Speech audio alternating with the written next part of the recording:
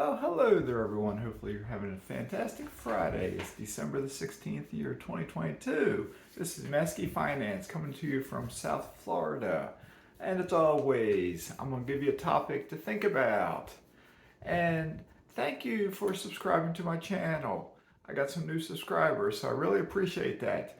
And I'm going to talk a little bit today about how cash reserves are so important when you buy real estate, and also, even better, how to get more money into your cash reserves. Because we all need cash reserves. If you're a real estate investor, I cannot stress to you the importance of having good cash reserves. So when you have cash reserves, you want to make that pile of money larger, don't you? Yes, this is a no-brainer, okay? But before I get started, I'm Mazske Finance. I'm not a CPA. I'm not an attorney. I am not a financial advisor. I'm not telling you what to do. I share stories, thoughts, experiences, opinions, etc., dreams, etc. Goods and bad, good stuff, bad stuff, etc. Okay, so with that being said, cash reserves. How can you make more money in your cash reserves? There's a variety of ways, and I'm going to tell you the lazy man's way. Like, do you want to go out and work another job to put your paycheck into your cash reserves? I mean, you could if you need to build up your down payment. Yes, most definitely. But we're talking about the guys and gals out there who have several rental properties perhaps, or those even getting started saving for their first down payment. Okay? How would you like to get, let me think here what the number is. How would you like to get 4.3% on your savings?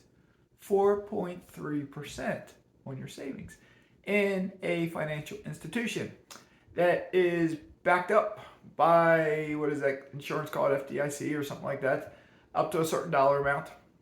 And it's a high dollar amount, I believe. You can do that. You can do that. I mentioned it in a different video, but it was lower than the Fed increased their rates. So this institution, when Fed increased their rates, they increased their rates. Okay. The current rate on their savings account, just a basic savings account, current rate is 3.8% return, 3.8% interest. Okay. I shouldn't say return, but it kind of is 3.8% interest. Okay. If I will put a link below in the description, that if you follow that link, what it will do for you and for me is it will give us a 0.5% boost on our savings rate. So from 3.8% to 4.3%. And it'll give it for something like, I think, 90 days.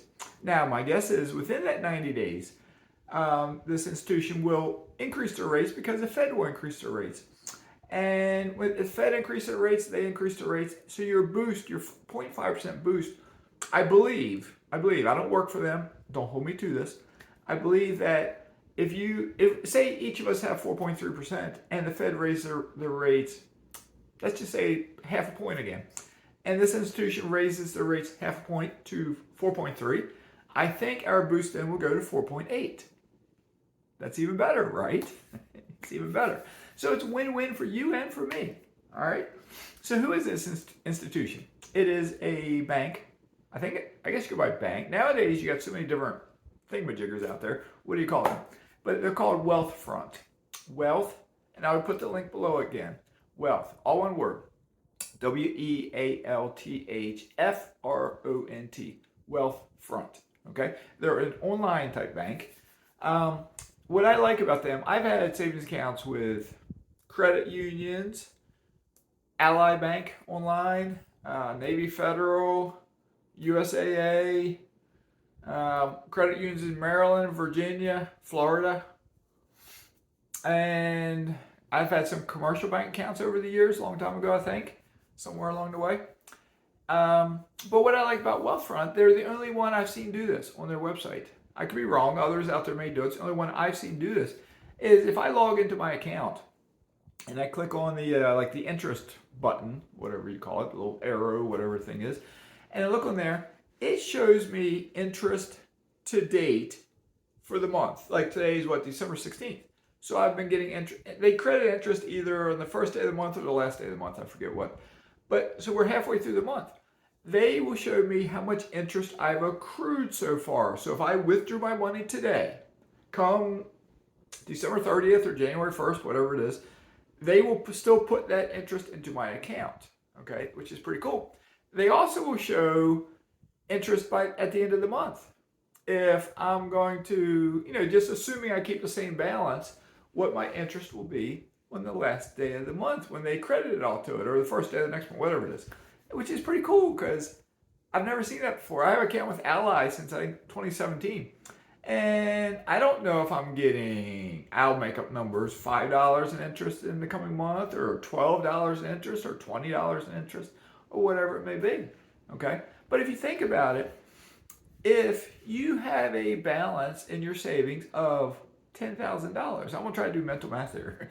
If you have, because I didn't check this already, if you have a savings account balance of $10,000 and you were to get 4.3% interest, I'm not going to be able to do this, not while I'm talking to you.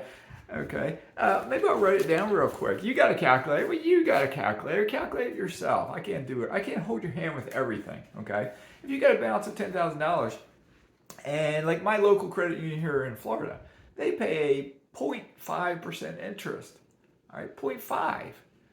My Ally account that I have pays a 3.0% rate. And now, if you and I both get, 4.3%, that's a difference. And sometimes, especially when you're the little guy, a dollar is a dollar. You can't forget about that. And if you start getting wealthy, you still can't forget about it. A dollar is a dollar. You mind your dollars, because not everyone's a numbers person, right? Some people are, some people aren't. I like numbers. Okay? I was looking at my spreadsheet both yesterday and today. I keep a running count, my monthly spreadsheet, 12 months. There's 13 months on there. I got as an example, December 2022 will be the last month it'll be the first column in my spreadsheet. This is getting off topic a little bit, but it's important to you too.